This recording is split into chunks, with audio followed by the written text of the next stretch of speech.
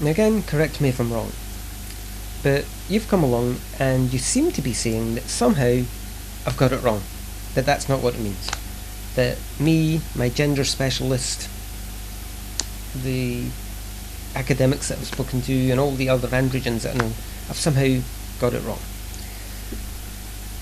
and it doesn't mean what we think it means. And well, I knew from a very early age that I was different from most. I didn't have a name for it then, but I knew that I didn't feel particularly masculine or particularly feminine, and I didn't have any desire to fit into either role. And throughout my early life, this caused me a lot of problems, mostly because I didn't have a word, I didn't have a way to describe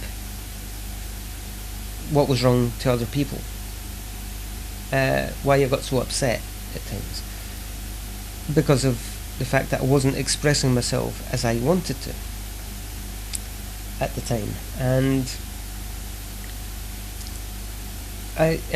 even when I did start to, I still didn't have a word to explain it. I didn't have any way to explain to people why I look the way I do, why I dress the way I do, why I live the way I do, why I avoid gender-specific products in shops, that kind of thing. I had no word, I had no way to describe it. And then, in 1991 it was actually, I suddenly found this wonderful word, androgyne, from the word androgynous, meaning having the characteristics of both sexes. That's it. Perfect. I have found the word. I've found a way to describe myself. And I love that word. And it does perfectly describe who and what I am. This is androgynous. This is an androgyne. This is what it is. And I've become very attached to that word, and this is over years and years and years, you know. And I've settled with it. And I'm certainly not going to stop calling myself an androgyne, just because some people might disagree with its meaning. And, you know, I sort of almost think that for somebody to come along and say I've got it wrong, and that they're an androgyne and I'm not, because that's not what it is, that's not what it means, it's almost like they're taking my word away, they're stealing my word. That word it took me so long to find, that word I went through so much pain trying to find. So don't take my word away. That's what I am. That's who I am, and that's how I identify, you know. And maybe I'm wrong, maybe that's not what's happening. Maybe we're both right. Maybe we're both wrong. Who knows? I suppose at the end of the day it doesn't matter. I mean, there are more important issues in the world at the moment, but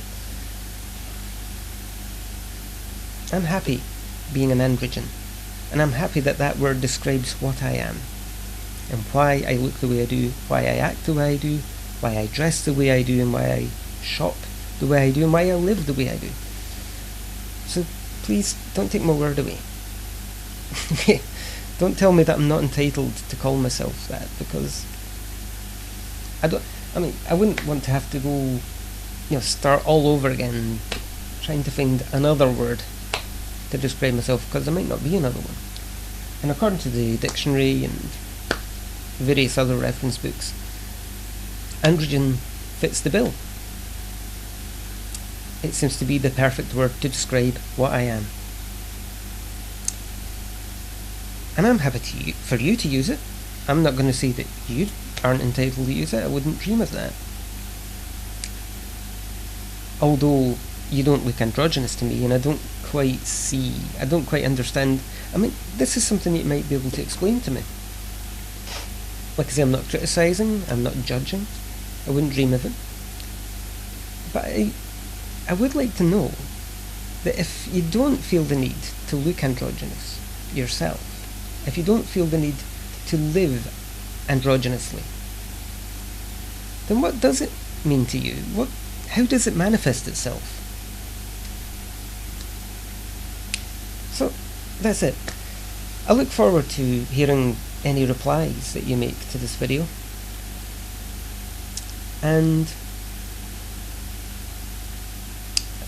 I hope we can continue happily sharing this word, whatever meaning we care to give it, however we care to pronounce it. We can share it. I'm an androgyne, you're an androgyne. If that's the way you want it.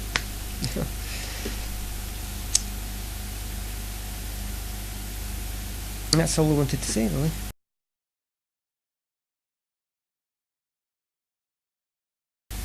How do you pronounce this word? Now, before I start, I should point out that I am a bit of an English language hobbyist. I trained as an actor in 1991. I've done a lot of voiceover work, and I'm a professional singer. And because of that, I like to try and speak as clearly and concisely as possible and use correct pronunciation whenever I can. I don't always succeed, but I try. And because of that, I've studied the English language very closely. I've got tons of books on the subject, including Correct English. 3 or 3, an elementary pronunciation course.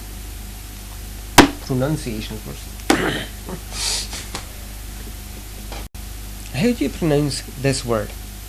Now, before I start, I should point out that I am a bit of an English language hobbyist. I trained as an actor in 1991. I've done a lot of voiceover work, and I am a professional singer. So I like to try and use correct pronunciation whenever I can, and speak as clearly and concisely as I can. I don't always succeed, but I try. So I've studied the English language quite